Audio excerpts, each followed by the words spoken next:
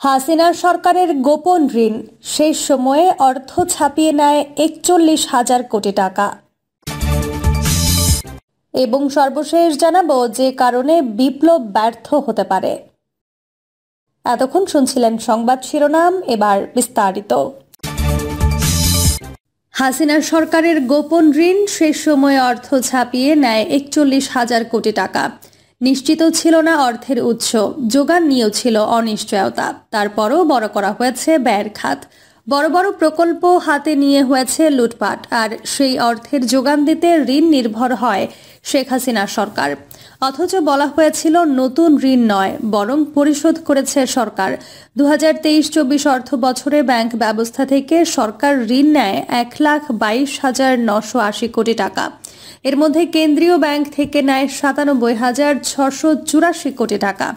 এই অর্থ বছরের শেষ ২ মাসে কেন্দ্রীয় ব্যাংক থেকে গোপনে ছাপিয়ে নেওয়া হয় ৪১,০০০ কোটি টাকার বেশি। নিয়মনীতির তোয়াক্কা না করে নিয়ন্ত্রক সংস্থার অনৈতিক এমন অবস্থান বাড়িয়েছে উদ্বেগ।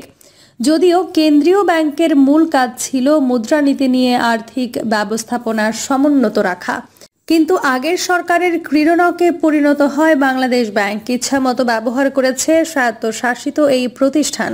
ভালো মন্দ বিবেচনায় না নিয়ে টাকা ছাপিয়ে সরকারের যোগান দিয়েছে এই প্রতিষ্ঠান। বেসরকারি গবেষণা সংস্থা সেন্টার ফর পলিসি ডায়ালগের গবেষণা পরিচালক খন্দকার গোলাম মোয়াজ্জেম বলেন, কেন্দ্রীয় ব্যাংকের সংকোচনমূলক নীতি বেসরকারি খাতকে টার্গেট করে বাস্তবায়িত হয়েছে। সরকারি খাতে ঋণ নেয়ার ক্ষেত্রে আমরা এর বাস্তবায়ন দেখিনি। প্রায়শই মূল্যস্ফীতি নিয়ন্ত্রণে মুদ্রানীতির ভূমিকা দেখিনি।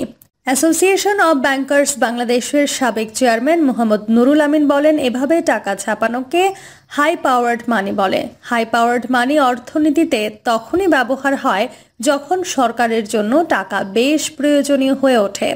তখন যে সরকার ছিল তারা মনে করেছিল বলে এটা করতে হয়েছে। সেক্ষেত্রে বিল, বন্ড, রেভিনিউ দিয়ে কাভার করা যাচ্ছিল না। বাংলাদেশ ব্যাংকের ভূমিকাকে প্রশ্নবিদ্ধ করেছেন সাবেক গভর্নর আব্দুর রউফ তালুকদার। সকল পরামর্শ ও মতামতকে অগ্রাহ্য করে তিনি নিতেন সিদ্ধান্ত। খন্দকার গোলাম মোয়াজ্জেম বলেন, কেন্দ্রীয় ব্যাংকের উচিত হবে আর্থিক খাতের একটি পূর্ণাঙ্গ বিবরণী প্রকাশ করা। সেখানে উপযুক্তভাবে দরকার রয়েছে কার কার কাছে কি পরিমাণ অর্থ সরবরাহ রয়েছে, কি পরিমাণ অনাদায়ী রয়েছে, কোন কোন জায়গায় বাকি রয়েছে এবং কোন কোন জায়গায় প্রাপ্যতার ক্ষেত্রে অনিশ্চয়তা রয়েছে। আমরা মনে করি এ ধরনের পূর্ণাঙ্গ তথ্য উপাত্ত কেন্দ্রীয় ব্যাংক থেকে আসতে পারে। বাংলাদেশ ব্যাংকের সুনাম ফিরিয়ে আনতে সংস্কার উদ্যোগ দরকার, এমনটা বলছেন বিশ্লেষকরা। যে কারণে বিপ্লব ব্যর্থ হতে পারে। আগস্টের ৫ তারিখে মানুষ নতুন এক বাংলাদেশ পেয়েছে। ফ্যাসিবাদ পরাজিত হয়েছে ছাত্র জনতার আন্দোলনে। এই বিজয়কে দ্বিতীয় স্বাধীনতা বলেও মনে করা হয় এখন। তবে এই অর্জনের পেছনে রয়েছে গত ১৭ বছর ধরে রাজনৈতিক দলগুলোর লড়াই। রাজনৈতিক দলগুলো কখনো জোটবদ্ধভাবে, আবার কখনো যুগপৎ আন্দোলন করেছে। কিন্তু বিপ্লবের চূড়ান্ত বিজয় এসেছে সাধারণ ছাত্রছাত্রী ও সজনতার ঐক্যবদ্ধ লড়াইয়ে। বৈষম্য বিরোধী ছাত্র আন্দোলনের ব্যানারে সব দল ও মতের ছাত্ররা এক সামিয়ানার নিচে এসে লড়াই করেছে। সঙ্গে যুক্ত হয়েছে সাধারণ জনতা। ছাত্র জনতার এই মহা মিলন দেখে ফ্যাসিবাদের সাজানো সেনাবাহিনী ও পুলিশ অনেকটা পিছু হটতে বাধ্য হয়। যদিও ততদিনে অনেক প্রাণ কেড়ে নিয়েছে পুলিশের গুলিতে। শেষ পর্যন্ত সেনাবাহিনী গুলি চালাতে অপারগতা প্রকাশের পরই আন্দোলন চূড়ান্ত বিজয়ের দিকে এগিয়ে গেছে। নতুবা আরও রক্ত ঝরত হয়তো রাজপথে। তারপরও কম রক্ত ঝরেনি। শহীদদের তালিকা হলে দেখা যাবে সাধারণ ছাত্রছাত্রীরই সংখ্যা বেশি। এইসব শহীদের রক্তের দাগ এখনো মোছেনি। অনেক শহীদ গণকবরে শুয়ে আছেন গাদাগাদি করে। অনেক শহীদের নাম পরিচয় এখনো পাওয়া যায়নি। সবার নাম ঠিকানা পাওয়া গেলে এই তালিকা অনেক দীর্ঘ হবে। হাজারো আহত ছাত্রছাত্রী এখনো হাসপাতালের বিছানায় কাতরাচ্ছেন। অনেকে পঙ্গু হয়ে গেছেন আজীবনের জন্য, অনেকে চোখ হারিয়ে অন্ধ হয়ে গেছেন। এই ত্যাগ ও রক্তের পথ মারিয়ে অর্জিত বিপ্লবকে ব্যর্থ করে দিতে ফ্যাসিবাদের ক্রীড়নকরা কিন্তু সক্রিয় রয়েছেন। এটাই স্বাভাবিক। তারা চাইবে বিপ্লব যেন ব্যর্থ হয়। ফ্যাসিবাদের সাজানো প্রশাসন, বিচার বিভাগে বসানো দলদাস এখনও নিজ নিজ আসনে রয়েছেন। মিডিয়ায় ফ্যাসিবাদের সহযোগী গুম, খুনে উস্কানিদাতারা এখনও নিজ নিজ জায়গায় বহাল তবিয়তে। বিচার বিভাগের কথাই ধরা যাক। আপিল বিভাগ থেকে ফ্যাসিবাদের সহযোগী ও জুডিয়াল খুনিদের তাড়ানো হয়েছে, কিন্তু এখনও তাদের বিচারের আওতায় আনার উদ্যোগ লক্ষ্য করছি না। হাইকোর্ট বিভাগে ফ্যাসিবাদের দালালরা রয়ে গেছেন। বিচারক নিয়োগের ক্ষেত্রে ছাত্রলীগ ও আওয়ামী ক্যাডারদেরই প্রাধান্য দিত ফ্যাসিবাদ। এর মধ্যে অনেকে ঘুষ দিয়েও বিচারক হয়েছেন। তখন ফজলে নূর, তাপসের কোটায় যারা বিচারক হয়েছেন সকলেই মোটা অঙ্কের টাকা দিয়েছেন। ঘুষ দিয়ে যারা বিচারক হয়েছেন তাদের নৈতিকতা হচ্ছে সর্বনিম্ন মানের। হাইকোর্ট বিভাগের বর্তমানে 57 জন রয়েছেন শেখ হাসিনার ফ্যাসিবাদের সরাসরি দালাল। এর মধ্যে ঢাকা বিশ্ববিদ্যালয় ছাত্রলীগের সাবেক সভাপতি খিজির হায়াত, জাসদ ছাত্রলীগের নেতা ও রাজশাহী বিশ্ববিদ্যালয়ের প্রতিপক্ষ সংগঠনের ছাত্রনেতাকে খুনের মামলায় প্রধান আসামি রুহুল কুদ্দুস 2006 সালের 30 নভেম্বর সুপ্রিম কোর্টের নজিরবিহীন তাণ্ডবের নেতৃত্ব দিয়ে ভাঙচুরে অংশগ্রহণকারী সন্ত্রাসী খসরুজ্জামান, ফ্যাসিবাদের স্পিকার ফজলে রাব্বির মেয়ের জামাই খুশি সহ অনেক চিহ্নিত আওয়ামী ক্যাডার রয়েছেন। শোনা যাচ্ছে সুপ্রিম কোর্টের হাইকোর্ট বিভাগে তাদের বহাল তবিয়তে রাখতে একদল আইনজীবী নেতা সক্রিয় হয়ে উঠেছেন। এজন্য মোটা অঙ্কের টাকা লেনদেনের কথাও বাতাসে ভেসে বেড়াচ্ছে। টাকা লেনদেনের বিষয়টি সঠিক নয় বলে যদি ধরেও নেই, তারপরও সন্দেহ থেকে যাবে। কারণ এসব বিচারকদের সরানোর জন্য সুপ্রিম কোর্ট বার থেকে যথাযথ কোনো উদ্যোগ দেখা যাচ্ছে না। বরং সুপ্রিম কোর্ট বারকে দেখা যাচ্ছে এসব বিচারকের কাছে বিচার চাইতে যাচ্ছেন। কেন তাদের সরাতে হবে এমন প্রশ্ন আসতে পারে। এখানে একটি উদাহরণই যথেষ্ট। 2001 সালে বিপুল ভোটে জয়ী হয়েছিল 4 দলীয় জোট। এটাকে বলা হতো ভোট বিপ্লব। ভোট বিপ্লবের পর মানুষের প্রত্যাশা পূরণে ব্যর্থ হয়েছিল এই জোট সরকার। রাষ্ট্র সংস্কারে কোনো উদ্যোগ এগিয়ে নেওয়া হয়নি।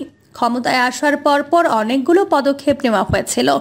ন্যায়পাল আইন কার্যকর করা, স্থানীয় সরকারকে শক্তিশালী করা, পুলিশের রিফর্ম করা এবং কাউন্টার ইন্টেলিজেন্স গঠন করে পুলিশের কাজে চেক অ্যান্ড ব্যালেন্স আনার উদ্যোগ নেওয়া হয়েছিল। এই উদ্যোগগুলো অনেক দূর এগিয়ে যাওয়ার পর অদৃশ্য কারণে থেমে যায়। মোট কথা, কোনো ভালো উদ্যোগ তখন আর সামনে আগাতে দেয়নি একটি চক্র। এতে বিপুল ভোট বিপ্লবের সরকার রুটিন কাজ ছাড়া রিফর্মে কোনো রকমের সফলতা দেখাতে পারেনি। এই সুযোগ নিয়েই শেখ হাসিনা ধ্বংসাত্মক আন্দোলন শুরু করে। ফলে 1/11 এর সরকার জরুরি আইনের সরকার ক্ষমতায় আসে। 4 দলীয় জোট সরকার ক্ষমতায় আসার পর বিচার বিভাগে আওয়ামী লীগের রেখে যাওয়া বিচারকদের সরাতে ব্যর্থ হয়েছিল। মোট কথা, বিচার বিভাগ সংস্কারের কোনো পদক্ষেপই ছিল না। এই সুযোগ নিয়েই আওয়ামী ক্যাডার বিচারক খায়রুল হক হাইকোর্ট বিভাগে একটি রায় দিলেন। মুন সিনেমা হল রাষ্ট্রীয় মালিকানা থেকে ফিরিয়ে নিতে আবেদন করেছিলেন মূল মালিক। এই মামলাটি যখন হাইকোর্ট বিভাগে নিয়ে যাওয়া হয়, খায়রুল হক ওপেন কোর্টে পরামর্শ দিলেন সামরিক ফরমান চ্যালেঞ্জ করার জন্য। বাদীপক্ষ খায়রুল হকের পরামর্শ অনুযায়ী সামরিক ফরমান চ্যালেঞ্জ করলেন, কারণ সামরিক ফরমানেই মুন সিনেমা হল রাষ্ট্রীয় মালিকানায় নেওয়া হয়েছিল। খায়রুল একটি অসৎ উদ্দেশ্য নিয়ে এই পরামর্শ দিয়েছিলেন বাদীপক্ষকে। রাষ্ট্রীয় ফরমান চ্যালেঞ্জ করে রিট আবেদন করার পর খায়রুল হক সরকারের প্রতি রুল দিলেন। এই রুল দেওয়ার কিছুদিন পর তাকে বেঞ্চ পরিবর্তন হয়েছিল স্বাভাবিক নিয়মে। এতে মামলাটি আর তার বেঞ্চে শুনানির সুযোগ ছিল না। খায়রুল হক প্রধান বিচারপতি সৈয়দ জে.আর. মোদাচ্ছির হোসেনের কাছে একটি নিবেদন করলেন। বললেন এই মামলাটিতে তিনি রুল জারি করেছিলেন, মামলাটির চূড়ান্ত শুনানি তিনি গ্রহণ করে রায় দিতে চান।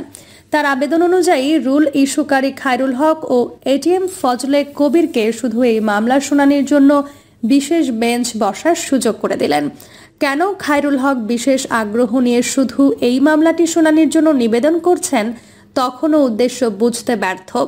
রুলের শুনানিতে অতিরিক্ত অ্যাটর্নি জেনারেল ফিদা এম কামাল ছিলেন রাষ্ট্রপক্ষে।